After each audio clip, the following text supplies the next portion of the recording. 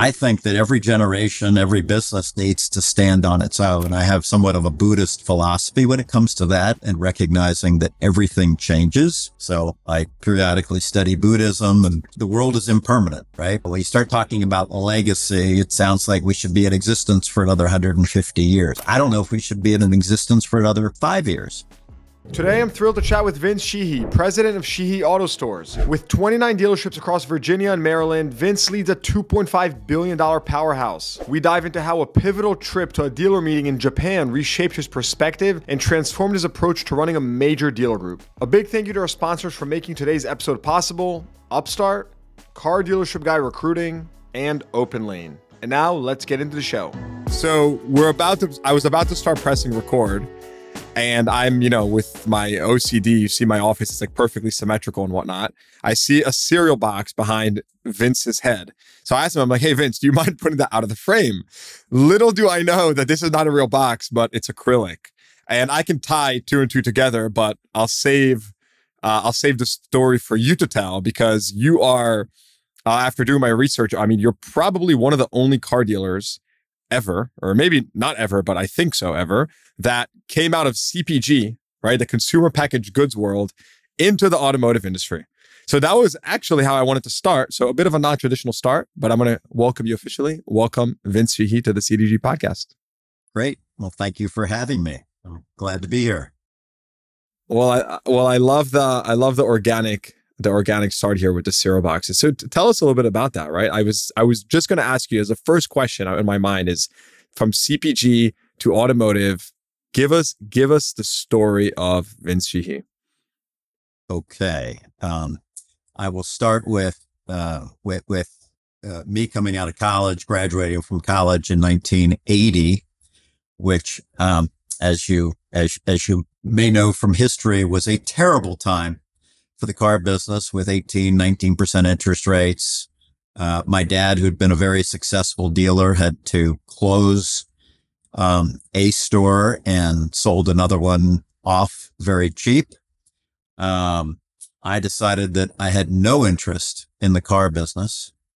My father at that point I think he claimed he was the largest loss Ford dealer in the country at that time, which is not exactly an award you want to win.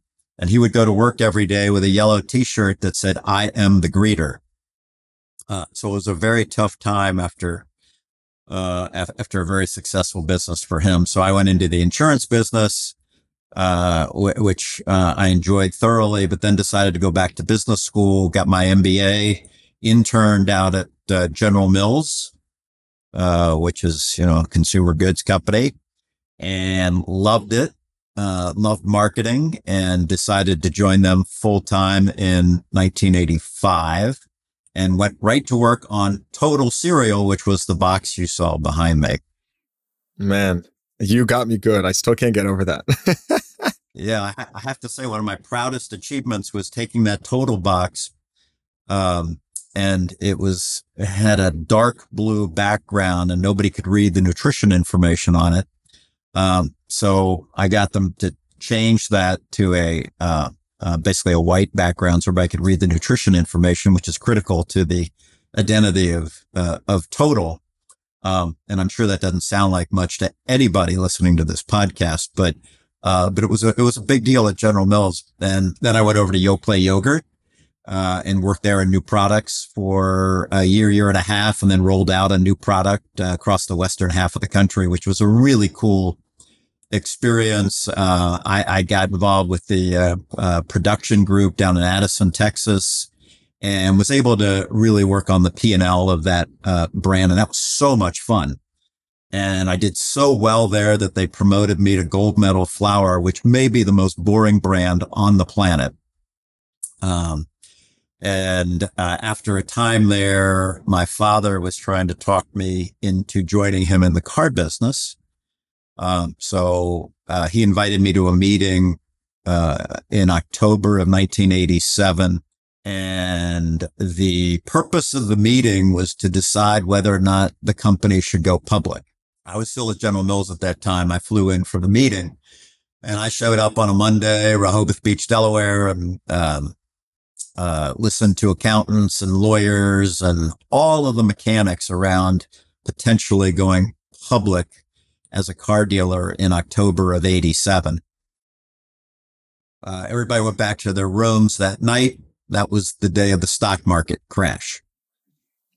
Oh my God. The next morning was supposed to be another full day devoted to discussing going public, and it was never mentioned again.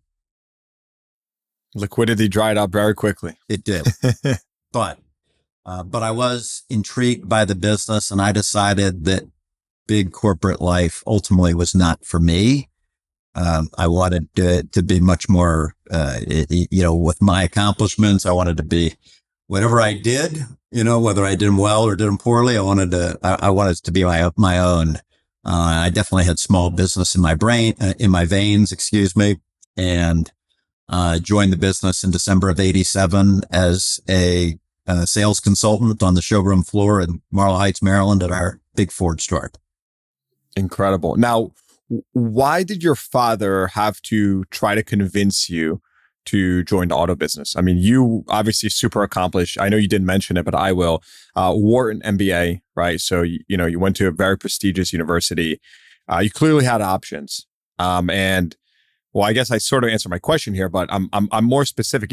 Family business has some, allure to it in a certain way. Why did your father have to convince you? Well, I just felt that, okay, I'm in a family business where my father happens to run car dealerships. I'm not sure I had any interest in doing that. He and I also had some challenging times in our relationship, which will come up maybe a little bit later, which turned out to be a relatively positive thing. So, and I had a good life. I had a good life in Minneapolis. I was out there with my wife. We just had our daughter. It was a good time. It was a fun social environment.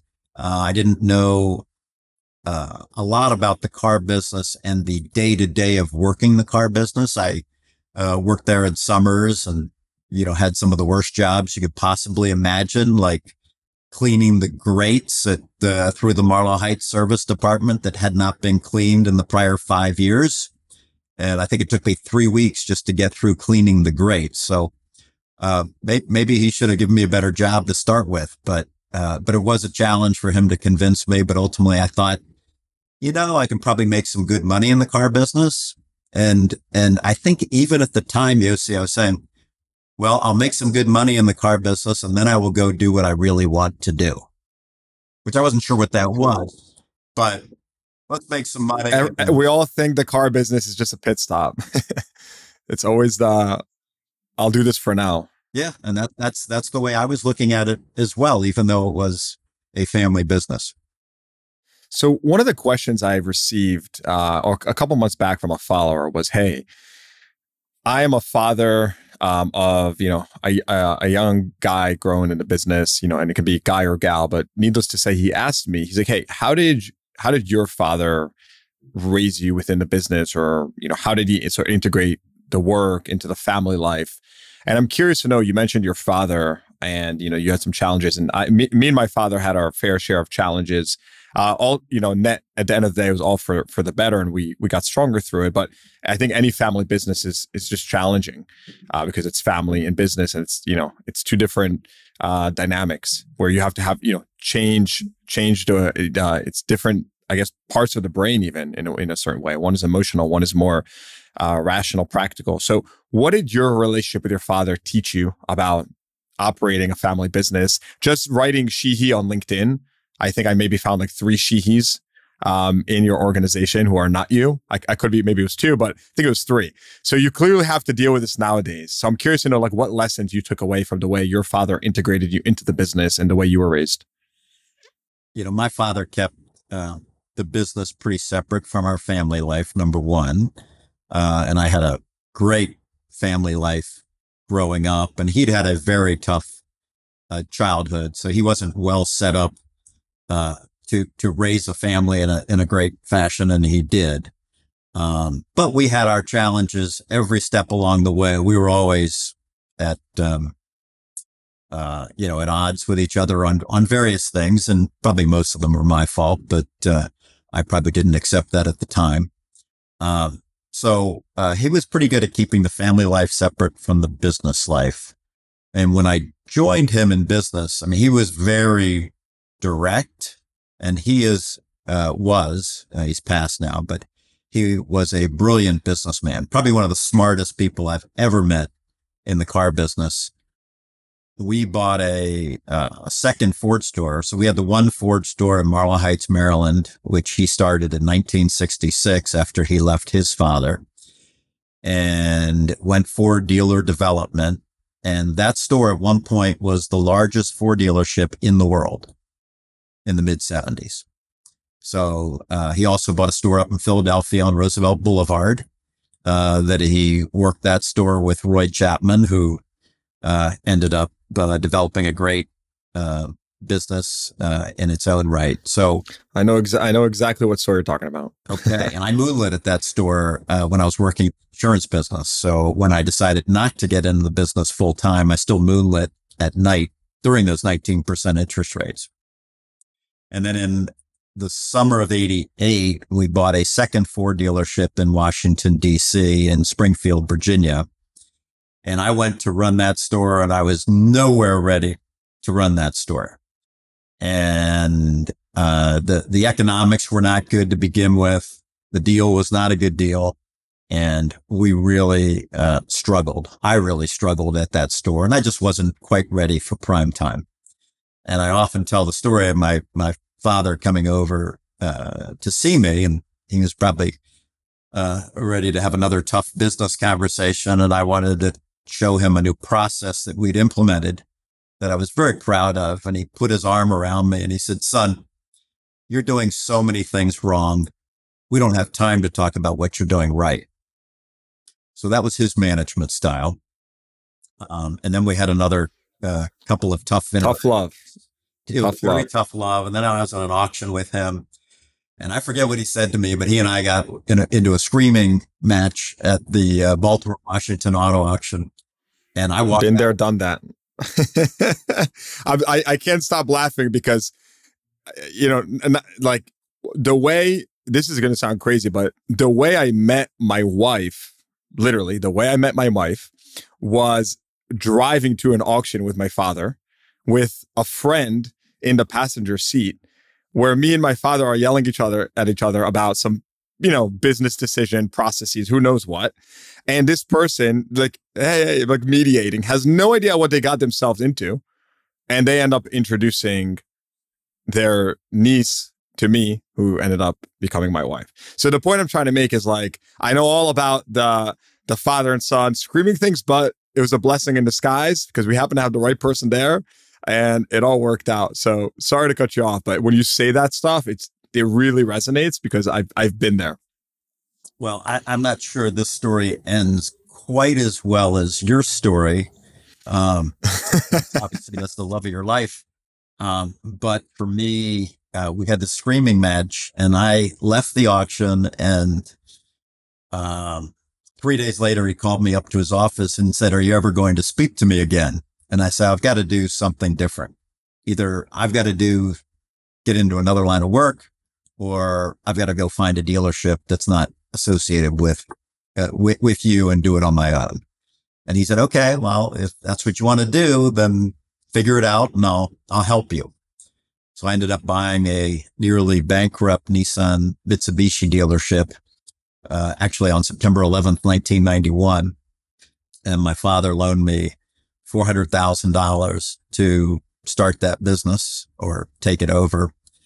And that was the beginning of my own career separate from my family's in 91.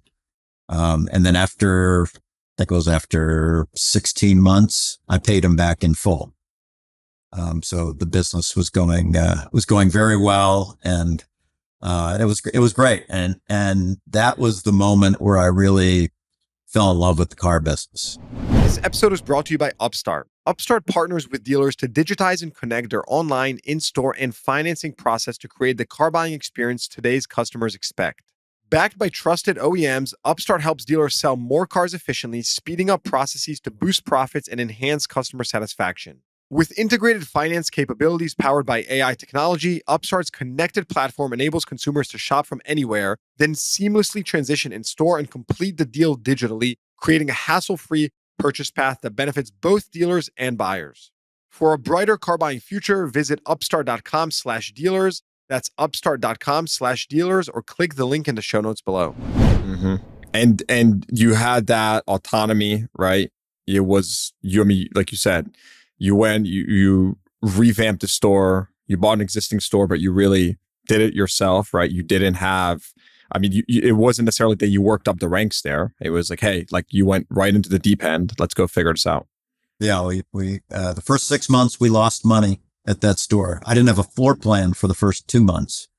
I sold 6 cars the first month we were in business, and we had some steady progress. And then we ended up, there was a dealership group that went bankrupt in the Washington, D.C. area, and they had a number of Mitsubishi dealerships. And this was a Nissan Mitsubishi dealership. And I ran out and bought all their Mitsubishis, and that put us on the map. We got lucky. There were a couple of incentive programs. And in February of 92, I made money, and we never looked back since. How do you think about this? I'm actually interjecting with a different question here, but how do you think about the concept of generational wealth and, continuing the legacy, right? Multiple generations of Sheehys have operated the group at this point. You're at 30 plus stores, 17 plus franchises. You've accomplished some, really significant feats. You do lots of philanthropy, which I saw that as well. And, some big numbers, people could Google and see some of the stuff you've done. So how do you think about that? And I come from the perspective of, is it important for you for the brand and legacy to remain and to continue growing this into future generations? Or is it more important for you to, let your family decide their own path, and if maybe this is not the right thing for them long term? I want to kind of get deeper into your brain and your long term thought process. Okay. Well, I think it's been said that in every culture there's a phrase around rags to riches to rags in 3 generations. The good news is I'm 3rd generation. So I was supposed to be the rags part of that phrase. So that's the good news, is I haven't totally failed everybody yet. Moving on to the legacy component. So I for whatever reason, I hate that word. I don't think in terms of legacy. It's fine that you say it. I'm just saying I get very uncomfortable when I hear that word. Because I think that every generation, every business needs to stand on its own. I have somewhat of a Buddhist philosophy when it comes to that, and recognizing that everything changes. So I periodically study Buddhism, and the world is impermanent, right? When you start talking about legacy, it sounds like we should be in existence for another 150 years. I don't know if we should be in existence for another 5 years. I'm going to work. And when you say we, are you talking about the group, like Sheehy Auto? Yeah, I'm talking about Sheehy Auto Stores, and I'm talking about my family. So they have to figure out how this business, as it exists today, and as you point out, we're a large $2.5 billion business today. It's a lot different than talking about it in 1990. We've got a Ford dealership. Do you think you'd like to someday take that over? So every situation is different as we have developed and become much, much bigger over the years. So I want them to make that decision. I don't want to put the pressure on them that they have to continue this family business. I think they have the opportunity to continue it, along with a very talented group of partners and general managers that we have. And we've got 2,200 people in the organization, which I'm just so happy with the 2,200 people that we have. I think that's if you ask me what my best accomplishment has been, it's been surrounding myself with lots of great people. And, I'm just so proud of just being a part of this group, really, and playing my role in it.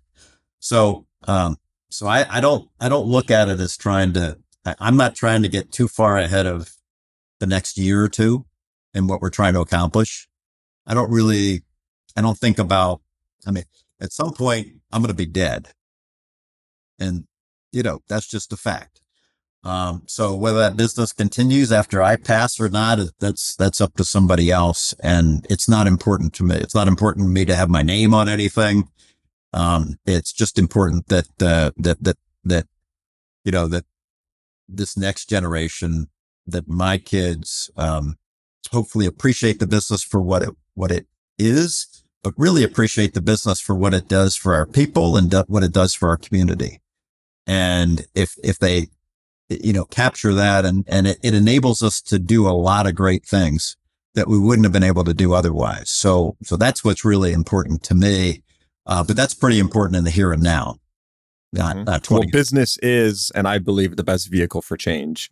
So I think, I'd agree with you there. How did you get into Buddhism? Tell me more about that.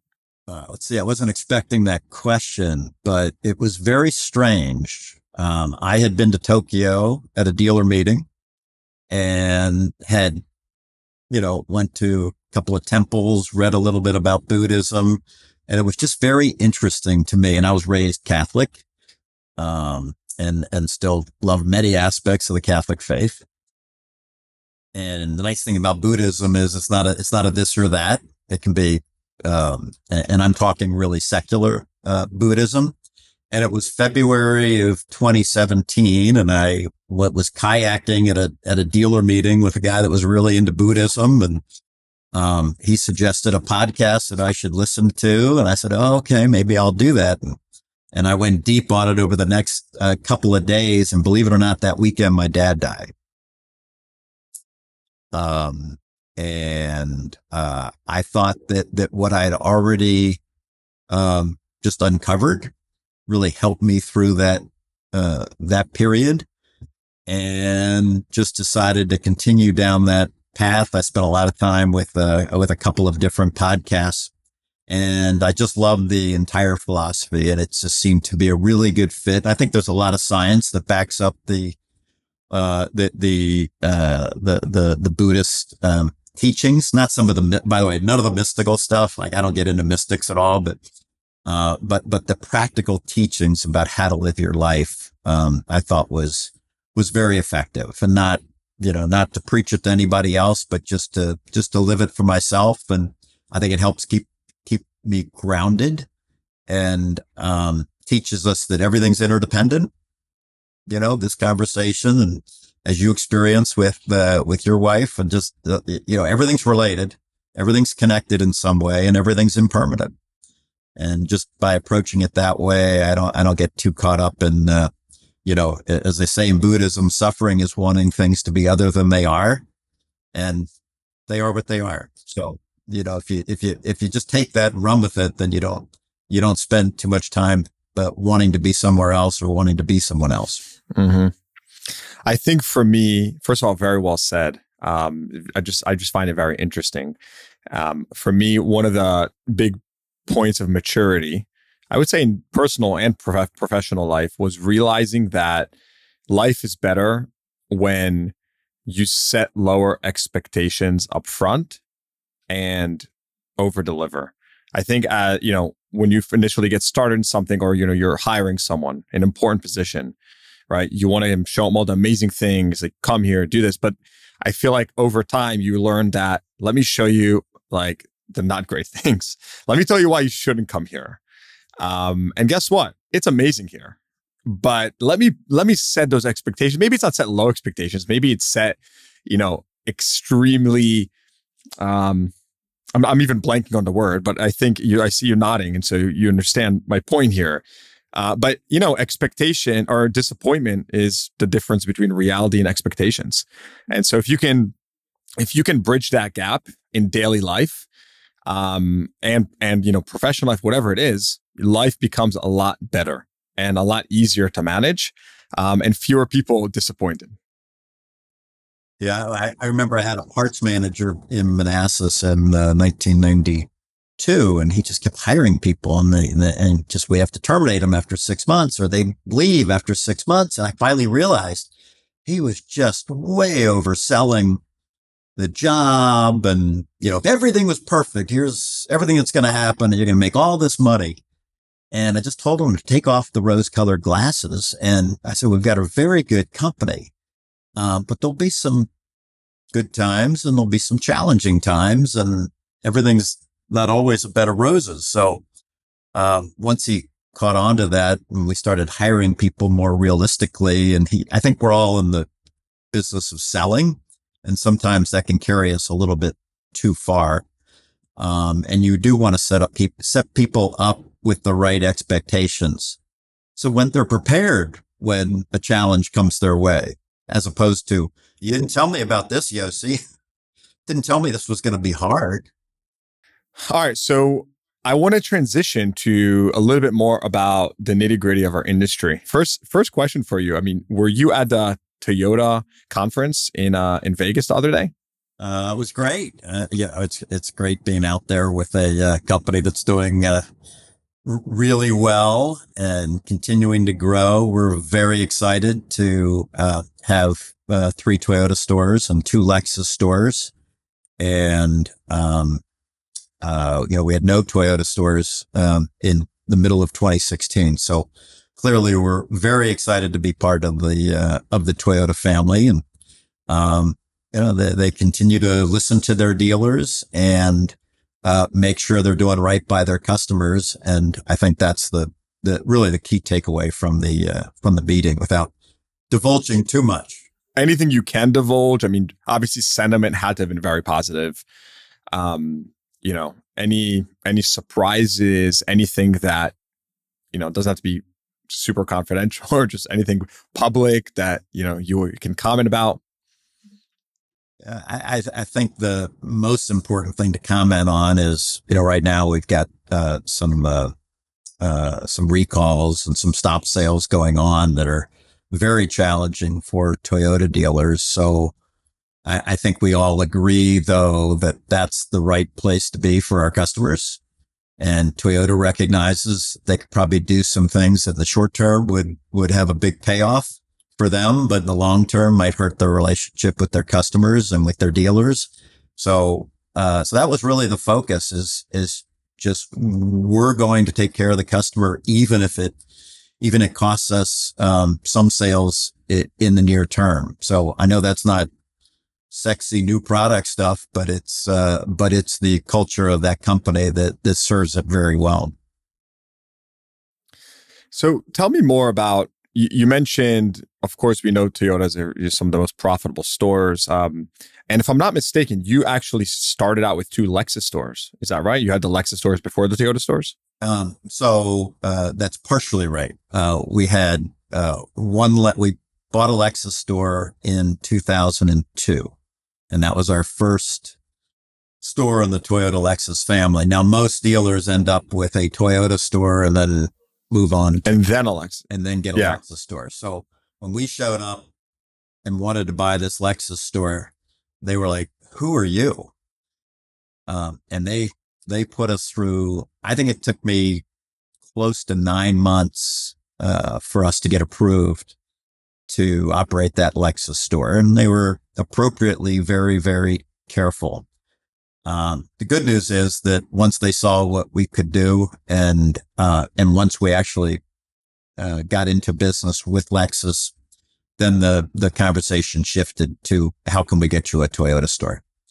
And they've always been very supportive. Now, we had to go out and find them, but we've been greatly supported by Toyota, because our customer satisfaction record is second to none. Our customer retention over a 7-year standpoint, I would say, is as good as anyone's in the industry. And because of that track record of taking care of customers, we have gone from 1 Lexus store to today, where we've got 3 Toyota stores and 2 Lexus stores, one in Annapolis, one in Richmond. This episode is brought to you by OpenLane, the leading online dealer marketplace for used cars. OpenLane makes wholesale easy, bringing you exclusive inventory, simple transactions, and better outcomes, all with lower fees. Dealers never have to worry about finding the perfect vehicles for their lot, thanks to thousands of fresh vehicles each day, from the largest inventory of off-lease vehicles to rental, dealer trades, and more. OpenLane brings transparency to digital wholesaling with best-in-class inspections, exterior damage detection powered by AI, and simplified OBD2 code scan summaries. Plus, on OpenLane, you always know who you're buying from. And if you're looking to sell on OpenLane, you can turn vehicles into more cash fast. With a nationwide network of serious buyers, vehicles listed on OpenLane sell in less than a day on average. If you're new to OpenLane, you can sign up now and receive a $350 buy fee credit. Learn more at openlane.com or click the link in the show notes below. So for our listeners, there's a term fixed absorption in our industry, which really just means, what percentage of your dealership overhead is covered by your profits from the service department. And that's an important bellwether because it's sales is very cyclical. It comes and goes. And so, fixed or service is an extremely important profit center in the dealership. I'm curious to know from your end, Vince, what is your expectation for fixed absorption per brand? Again, you have 17 plus franchises. How do you just think about them and the different absorption levels based on different brands and service and demand levels and stuff like that? Yeah. And from a fixed absorption standpoint, certainly those numbers vary by brand because every brand has different makeup between sales and, service. But I would go right back to our mission statement, which is, one team building a lasting relationship with each customer based on trust. Now, that's not the pithiest slogan that you would have thought a marketing guy could come out with something better than that. But it's a sentence that if you always follow that in our business, we will always make the right decision for our customers. And so today I know we have 135,000 active customers in our database. And we have, and that's defined by the way, 2 service visits in the last year. I've always said if I'm on a desert island somewhere and I can only have one metric about the health of our business, it's not going to be how much money we're making. It's going to be how well are we doing at growing the active customer database? Because if I have an active customer who's going to us for service, then I know we are taking care of that customer and they're likely to come back and buy another vehicle from us. So we have something we introduced in 2007 called the VIP Club.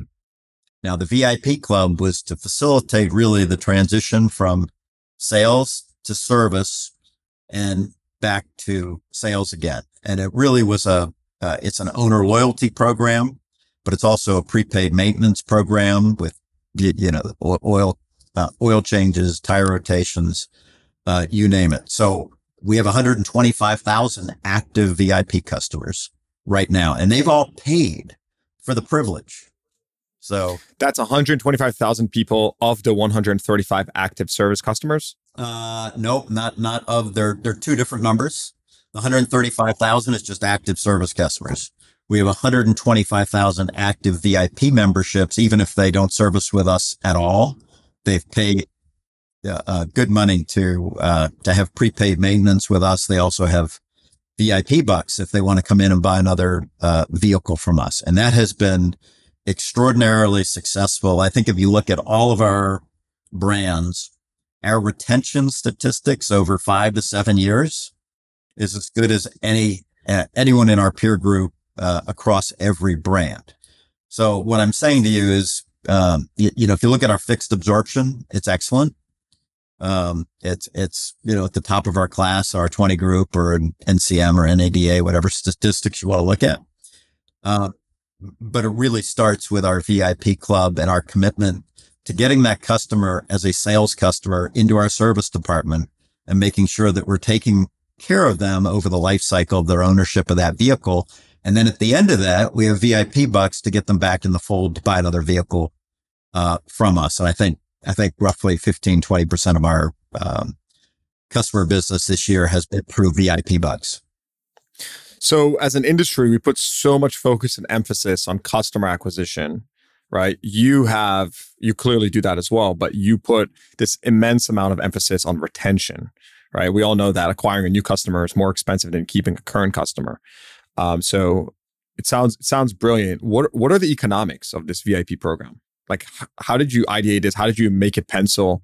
Right? Because the numbers you're mentioning, it's clearly has strong product market fit, or else you wouldn't have tens of thousands or 100,000 plus customers. So, like, what are the rough economics here?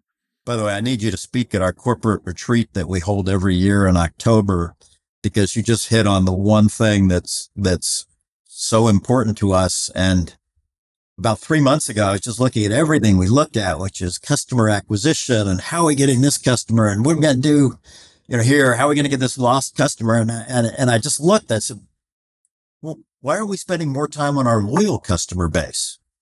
Why are we leaning into that rather than just trying to find the next customer that's going to drive from 60 miles away to buy a car from us? But the answer to your question is we started this VIP club in 2007, and I had been looking for a way for a while to reward our sales consultants for a customer that ends up coming into the service department and doing business with us and really tying into our mission statement. And we got together as a group at our corporate retreat in, it's probably May of 2007. And sat around as a group of, we're all smart people or pretty smart people, but everybody has a little different perspective. And it wasn't, I led the discussion, but it wasn't my idea. We came up with, here's what we ought to do. We didn't want to do free oil changes for every customer because that doesn't identify our best customers. Oh, you just said something that, wow. I mean, different industry, but same thing. It's like me saying, hey, let me post anything so that I can get more followers. That I don't want every follower. I don't want the 17-year-old, high school student that's a car student. Like, that's not the follower that I want, right? So it's the same exact thing. It's like, why are we doing this? Who are we attracting by doing this? Yeah, we want an engaged customer that will end up being excited to tell other people about Sheehy. They'll be excited to tell their family to come buy a car from us. So that's the way we grow our customer database. So, and I'll just give you a very rough economics is we have our VIP club, and that's a membership, which is today it's a little over $1,000 for 7-year oil changes and tire rotations. Also gives you a 5% discount when you're at our service department. But we also have this VIP buck component that continues to add up, and we give you $300 up front when you become a VIP customer, and then you can build on that by the amount of money you're spending in our service department. You get another VIP buck for every $10 you spend in our service department. So we have millions upon millions of dollars invested in our customers. And we've also made this big promise to them. We're all excited that we've sold these VIP contracts. Well, the bottom line is if you've paid for prepaid maintenance and we take 3 hours to do an oil change, my phone starts ringing. We've made a promise that we better deliver on, and we hold ourselves accountable to that, which is one of the reasons we look at oil change times very carefully. Because I know if our oil change times are north of an hour and a half, I've got some upset customers out there who have paid for a product that they don't feel they're getting good value for. So it keeps us very honest in terms of taking care of those customers because they can't go anywhere else. They're going to, they can, but then we will have given them a bad value. And that has continued to grow. We have on our new vehicle side, 60% of our customers become VIP customers. This isn't a 20% prepaid maintenance program. Yeah, it's incredible penetration. Yeah. The majority of our service customers are VIP customers. Now, is this a meaningful percentage, the VIP club in general, is this a meaningful percentage of your annual net income? Or do you view it more as a marketing investment that drives revenue in sales and service, generally speaking? Yeah. So we priced this product so that we would, if all of our customers ride that out for 7 years, we lose a significant amount of money. Thank you. I was going to say that you have to lose, or else it doesn't, why as a customer, it doesn't make sense to sign up for it. So if you think about what sometimes we do when we make mistake in the dealership world, we say, well, we got to make sure the sales consultant is compensated properly. We got to make sure the F&I manager is compensated for selling it.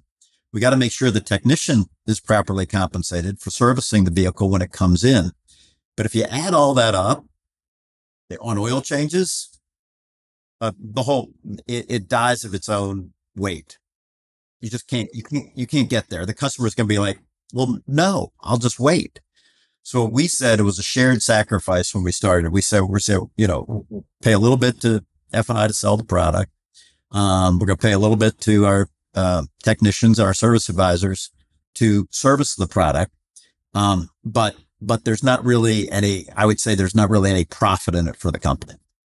And we depend on the fact that by taking care of our customer base, they will do the work that's needed. They will be an engaged customer of ours, and it becomes a virtuous circle that works out in the end. And I would just say, here, it's one thing if I say we launched this project or product a year ago, but we launched it 17 years ago, and it has been wildly successful beyond any forecast we could have made. And some of it's like what my father used to tell me when he was yelling at me. Yeah, I think he used to tell me that, and I might have this wrong, that Sears and Roebuck could tell you exactly how much money they were losing, and Montgomery Ward could tell you, but had no idea how much money they were making. So sometimes you can't put a pencil to everything and nail it down. It's more about that long-term relationship.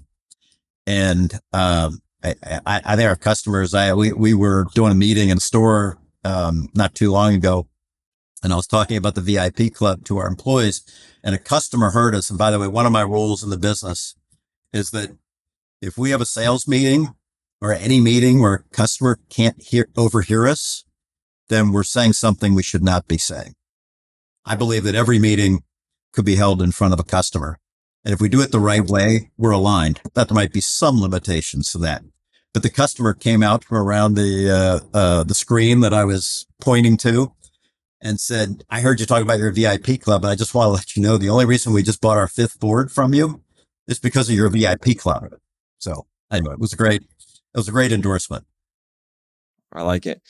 Tell me, let's talk a little bit about used cars. Do you have like a hard turn policy? Cars have to be on lot, up to a certain amount of days. How do you manage your used car operation? Well, interesting you bring that up, since right now downstairs in this building, we're doing our emerging leader program with roughly 18 managers within the company, and we team up with NADA and we do a basically mini dealer candidate school over an 18-month period. And today and yesterday's topic, which is being run by NADA, and then we do a follow-up on our own, is used cars. So we absolutely have a hard turn policy. Our goal, I mean, I won't take you through all the boring policy stuff, except our goal is to turn our vehicles inside of 30 days. Aggressive pricing, or at least extremely competitive. Sometimes I feel like we're too aggressive, but my brother does a great job running our used car operation. He makes sure that used cars has a seat at the table for every decision that we make. And we don't make the most money per copy, but we do a great job of having pretty much a 1-to-1 new to used ratio. And we turn the vehicles very quickly. We give our shops a lot of business. And by the way, the big shocker is our VIP club. 45% of our used vehicle customers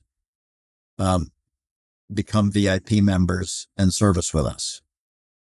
which is something. You're such a CPG person. And you know why? Because as you're saying this, what goes through my mind is it's a random story, but my mother, she received one of those CPG flyers in like the 90s with Dove soap. Dove, right? Till this day, all she buys is Dove soap. Just like, think about the lifetime value of that customer. Immense. From a free sample. And so as you're speaking, I'm like, oh, I know you came from CPG. It just makes too much sense. Well, I was talking the other day about the Carl Sewell book where he mentions $332,000 in, I think it was maybe 1990 was the value of a customer. I said, well, I don't know what it is today, but based on that math, I think I did some inflation math and it was $800,000 today. I said, I don't know if it's worth $800,000 or $200,000. I just know it's worth a lot of money. And I don't need to be a Wharton MBA to figure out that that's where I should. If it pencils or not, this makes sense. Yeah, that's great. Tell me a little bit about your management style, right? Like, there's a big thing with centralization versus decentralization. I would say some of the publics tend to be a bit more centralized. Public market auto groups maybe need a little bit more controls, processes, or whatnot. But what's your philosophy on that? Running such a large group with so many GMs and different operators, how do you think about that? Yeah, I think some of that answer starts with the footprint that you're comfortable with, and for us, we're not huge thinkers. We want to be a terrific dealership group in Virginia and Maryland. So that's not we're obviously not trying to conquer the world. But we want to be really good in Virginia and Maryland. But because of that concentration, it's very important that the Sheehy brand is consistent. Back to the CPG stuff. We want to make sure that the Sheehy brand, is represented in the same way, in a good way in Virginia and Maryland. So if you think about that, we can't have 27 stores running 27 different ways. Because a customer could buy a Nissan today and buy a VW from us tomorrow, or whichever product that happens to be. And when we sell a VIP, by the way, if you're a VIP member and you are a VIP member at our Nissan store and you want to buy a Toyota, you can use your VIP bucks toward buying that Toyota. So everything we do is handled in a brand enhancing way for Sheehy, not a single store. So that's just a very important, fact of how we have to focus. So I was just saying to our used car team, we want to be able to offer each customer, an inventory of 2,000 used vehicles, not an inventory of 100 used vehicles. So all of those things drive some level of centralization for us, right? Rather than we just can't say, do it your own way and, send us a check at the end of the month. That's not going to work for us. So all of our customers, we look at them across the group. So I would say my management style is to do everything to create a cohesive brand, to create a group that collaborates well together, that trades used cars well together, that exchanges new vehicles well together, and that we do a lot of idea sharing. So we'll have this corporate retreat coming up in October.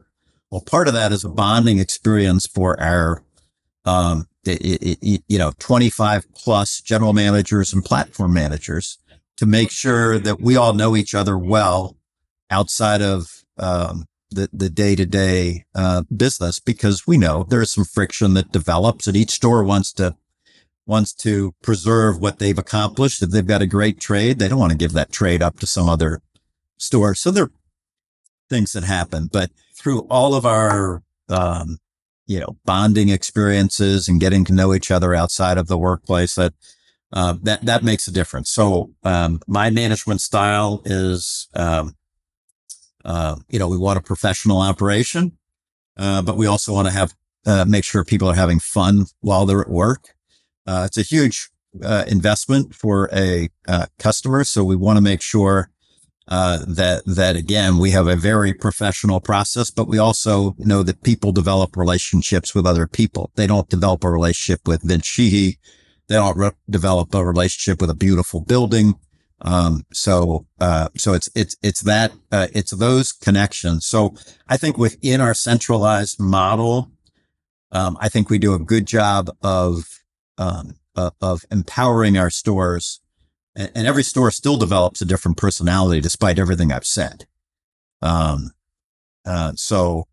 every brand has a different, personality based on the product that we're selling, and the customer base a little bit different. So try to have a wide latitude of empowerment, while having a pretty good framework of centralization that we're all in this together. Are there any key parts that you intentionally keep decentralized? Yes. So anything related to the sales operation, for example, we kick around centralized. So we have a great service BDC, terrific service BDC, best in class. But that functions a little bit different in terms of handling incoming phone calls, making outbound phone calls, handling online service appointments. That doesn't require as much of a relationship as the selling process does. So we could have a centralized sales BDC that would take it out of the store and maybe improve our show up ratios, our appointment percentage. But I feel that that's better left to the store because each customer. That's a good one, actually. That's a very good one. I've had a centralized and a decentralized BDC, and so you're right. That's centralized probably more cost efficient in some ways, but it doesn't necessarily mean you're offering the best customer experience. No, I find that there's some difficulties in the handoff, and customers. You never know where a customer is going to take you, right? I can't predict what my customers are going to do, say, want. So it can go in a number of different directions. And I think that's best handled at the store level. And I also I just wouldn't want to take away their sense of purpose. And sales consultants, sure. Do we handle phone calls badly sometimes?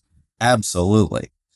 But I don't think handling the sales call a little bit better at the expense of developing that rapport and the relationship with the customer. I just don't think that offsets that strength. And I think you end up with a lower quality sales consultant if you don't put the trust and power in their hands. I agree with that. You mentioned earlier, you mentioned used and bringing all your operators together to work through, like an academy.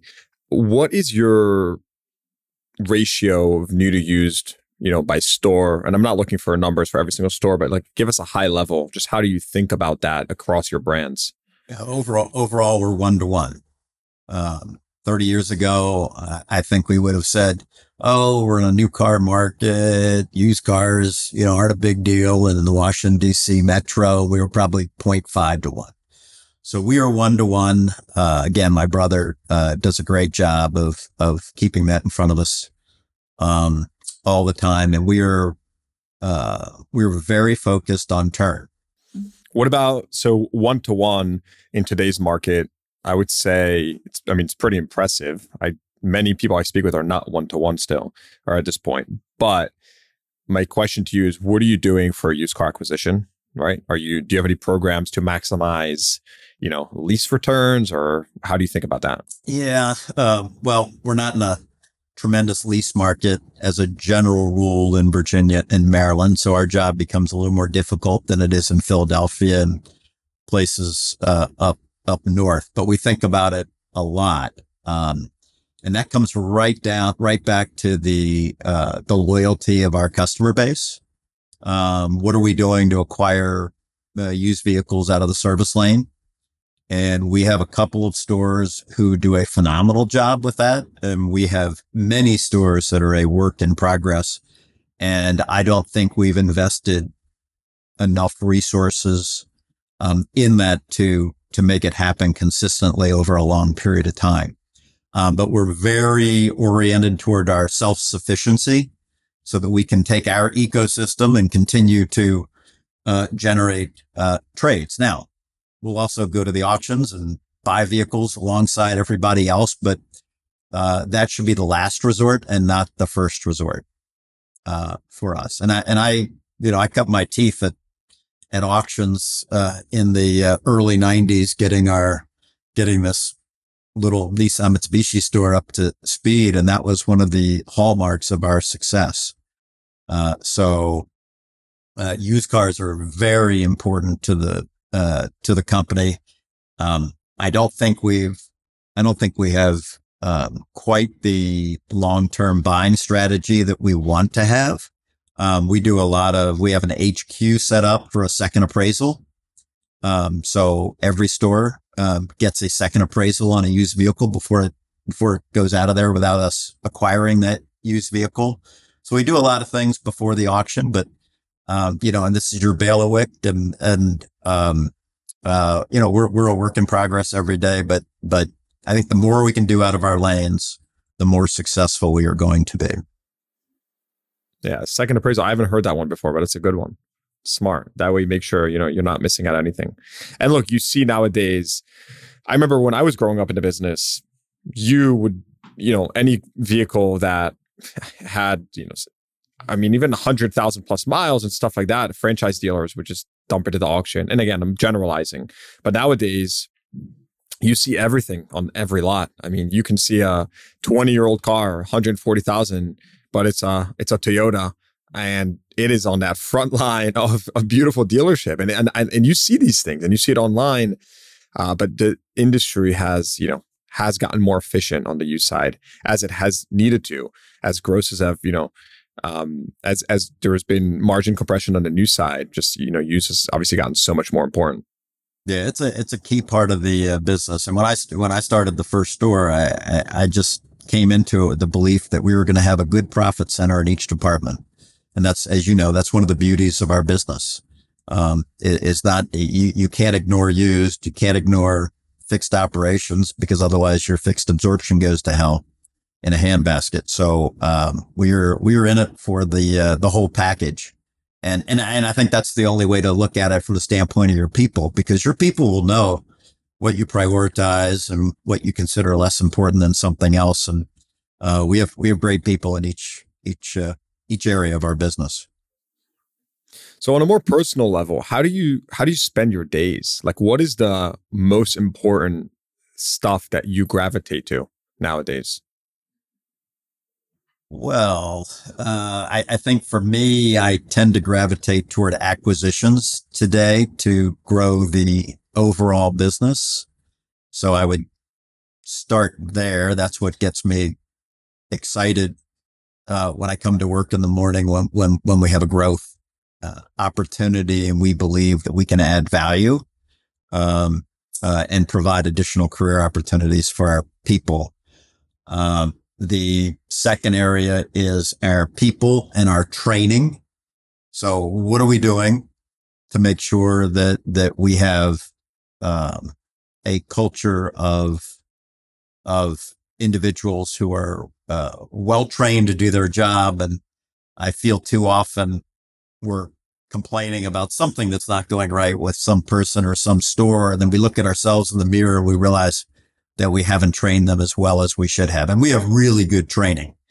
But I think that it could be more than it is. And then the other area is just our community involvement, which may not always come up high on the priority list for folks running an enterprise like ours, but we're very committed. We just completed another sales event where we raised money for the American Heart Association, and we're now, I think we're right at $3 million that we've fundraised for them over the last 12 years. And I believe I think every dollar we've ever given into the community, we've gotten back in some way in benefit to the company. One thing I didn't mention is we use a process called traction. I don't know if you've been exposed to it or anyone else has ever talked about it. Gene Wickman. Gino, is it Gino Wickman. Gene Wickman? Yeah. Yeah. I read that one. It's great. I saw what Alan Mullally did at Ford back in 06, 07, 08, and, went with these weekly metrics and, whether they were green or red. And I was looking for a version of that. And Wickman's approach came up, which is the book Traction. So we have followed that religiously since 2012. And so if you ask what I do every day, part of what I do is make sure I manage that process so that we continue to do it. We meet once a week. We revise our objectives every quarter because Gino believes in a 90-day process. He says after 90 days, it doesn't matter what the priority is. Everybody gets tired of talking about it. So you have to keep it fresh. And then we do annual goal setting, with a full day offsite that relates to that. And we've slowly pushed that down into the stores. Sometimes with a lot of success, some stores maybe not as much because the management is not as oriented toward it. But we're making progress, and we're like water wearing away at a stone. Give me enough years, we'll get everybody doing it religiously. Yeah, I'd highly recommend that. I read that when I was starting my last company, and just, integrators, visionaries. It's really, really helpful as you're trying to manage, and, just builds a really strong framework. So that's a highly recommended one for anyone in the audience that is interested in that. Before I move on, Vince, is there anything specific thus far that I haven't asked you, or any specific topic that is top of mind for you? Top of mind for me is just, we are continuing to look for ways to attract people to our group. And, general managers, I believe, are the critical piece to growing our business. We focus heavily on internal promotion. So that is our go-to. 80% of our general managers were internal promotions to get to the point that they are at. And we have a great track record of retaining our general managers. We don't do stock ownership. I've just found that over the years that becomes very difficult with manufacturers and trying to get things changed and agreements. So we've moved to an internal Sheehy Auto Stores partner plan, which is all designed by us, but it does simulate ownership, and it gives general managers outsized opportunities within their own stores based on performances that exceed what the store looked like when they got started. So it's a big retention device, and the general manager of the store can end up with 10% of the profitability of that store on top of any pay plan as part of what they do. And then there's a payout at the end based on what we perceive to be the overall value of the entity that they've been running. So you just reminded me what the second question I want to ask you was, you mentioned that you're very acquisitive, and that, that it excites you. Are you in the market we're in today? Does the environment scare you, or are you being more conservative? Profits are declining. It's clear. You could say they're normalizing, but either way you look at it, they are declining, or have been year over year for the past couple of years. So as you're looking at stores, are you having, tougher time bridging that, buyer seller gap, or, you've been finding ways around that? How do you think about that? Well, referring you back to my Buddhist orientation, I never believe anything's normalizing, because that would imply that it's going back to some prior time, which it never does. But beyond that nit, certainly prices are elevated right now. Cash flows. Yeah. How do you look at cash flows? I mean, again, I came from a business school where, we focused heavily on discounted cash flows and what that looked like. And I don't believe for a second that what we saw in 21, 22, and 23 is what we're going to see in 26, 27, and 28. So to your point, if there's sellers that believe it's always going to be like that and they're only getting out if they can get that kind of, multiple based on that dollar amount, we're not going to be buying that store. If their sellers that are reasonable, we're going to put together a cash flow model for the future based on our expectation of what the business looks like. Do I believe that the world has forever changed and every manufacturer has seen the light on always having, 45-day supply of vehicles or a 30-day supply? No, I don't. I think that changes the second they look at their production, and it's better off to produce the next car rather than not produce that car and then go ahead and incentivize it.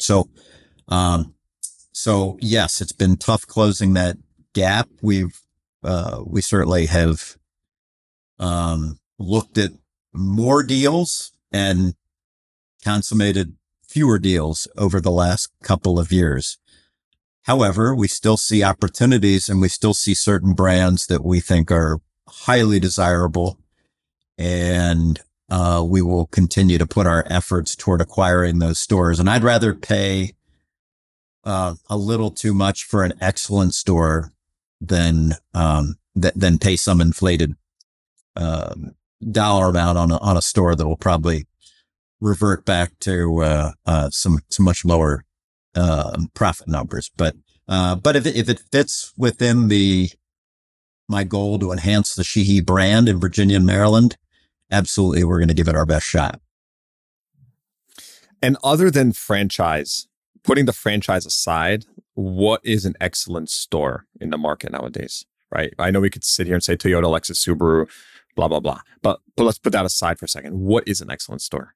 Yeah, I think it depends where the store, what market it's in. Certainly a higher volume store with a big used car opportunity is very important to us. So I think it mostly, to me, and I think I've heard this from other guests that you've had on, but if I think about, if you'd asked me that question in 1991, I would have said, any store that gets me away from my father that I can afford with $400,000. And then, here we are today saying, well, I'd like to have a blue chip franchise and a great market with lots of throughput. So, to me, the first consideration for a store is what's my ability to attract people, good people, to go to work at that store. So imagine, yeah. So, if I can have good people who are going to be with me for a long time and going to grow this company and, hopefully we'll be here after I've, moved on to something else, then that's the store we should look at. If it's a good tuck in with our existing stores, it doesn't require a lot of additional corporate energy to run the store. That's a consideration as well. And that's one of the reasons I don't want to be in, South Carolina or New York, where the energy required to run that store from the way we're set up, just the way we're set up. And I admire tremendously the dealers that can run stores all over the country. I'm not that smart, to be able to figure that out. So I'm happy to stick close to home. So that makes it pretty easy to reject a lot of stores, out of hand. But we'll look at any store. There's some, I won't go into all the franchises, but I think Ford's a great opportunity, for us right now. I really do. We do really well with Ford. I enjoy the customer. I enjoy the product. We enjoy the commercial business. So, we believe that there are good opportunities there. And there are a number of franchises that I could, say the same thing about. It's just that we already have 5 Ford stores. So it's an easy one. I bet. What's specific about Ford is exciting to you right now? Because, it hasn't been very exciting to most or many dealers over the last couple of years. So what changed in your mind? Well, I think Ford is finally listening to its dealers a little bit again. And, we obviously had a little bit of a debacle around EVs and our investment in EVs that really harmed what I considered the ROI to be a Ford store. But we simply do very well with Ford. Our VIP club does very well with our Ford customers. We love the Ford commercial business. We do very well commercially. And we just think that's a business for the future, and it's not going anywhere. So if I think there's a good future in any individual franchise, and I also think there's some dealers that are negative on Ford, which gives us more opportunity to go ahead and buy that store. What's your fitness regimen? Do you have, like you said, being healthy, do you have a fitness regimen? Do you work out, anything like that? I do. I worked out very regularly. I won't. If my kids are listening, their eyes are rolling right about now. But I'm a runner. I'm a cyclist. I'm a paddleboarder, swimmer. So I do some triathlons and just try to stay active, enjoy life, and also. Oh, by the way, in 10 years, I wanna know how to play the piano much better than I do. I just took up. I'm relearning the piano right now, so I'm really excited about that. But, I hope I still have a growth oriented, a learning mindset, in 10 years. By the way, my father was taking voice lessons in his 80s and skiing lessons in his 80s. So he was I say he was a lousy, trainer. But as long as I trained by learning from him and not necessarily having him tell it to me, he was a great role model. Vince Sheehy, thanks for coming on the pod. This was super fun. I really enjoyed it. Learned a lot, truly. So, and I can't get over the cereal box in the background. That's epic. So we're definitely leaving that in the pod. It's so good. I'm like, hey man, do you think you could move that a little bit out of the frame? Just a little bit. I mean, you're probably happy I didn't have the bowl of cereal sitting It was good. It was good. Well, I should have known though. I mean, if you look at the design, like you can't find that on the shelves anymore, right? It's obviously, an older design. You're absolutely right. It certainly was. But that reminds me of some of my roots. So that's a good thing. That's amazing. Vince, that's a wrap, my friend. Thank you so much for coming on. Had a blast.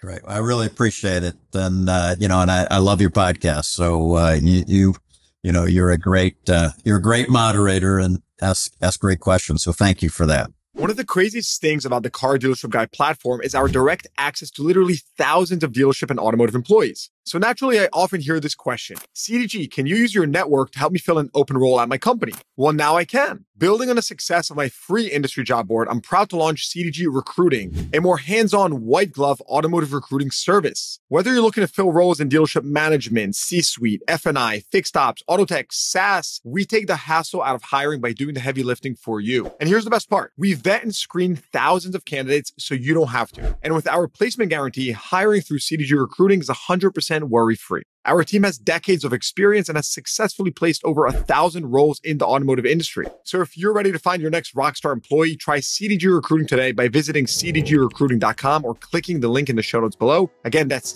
cdgrecruiting.com. All right. Hope you enjoyed that episode. Please give the podcast a rating, consider subscribing to the show, and check the show notes for links to what we talked about. Thanks for tuning in. I'll see you guys next time.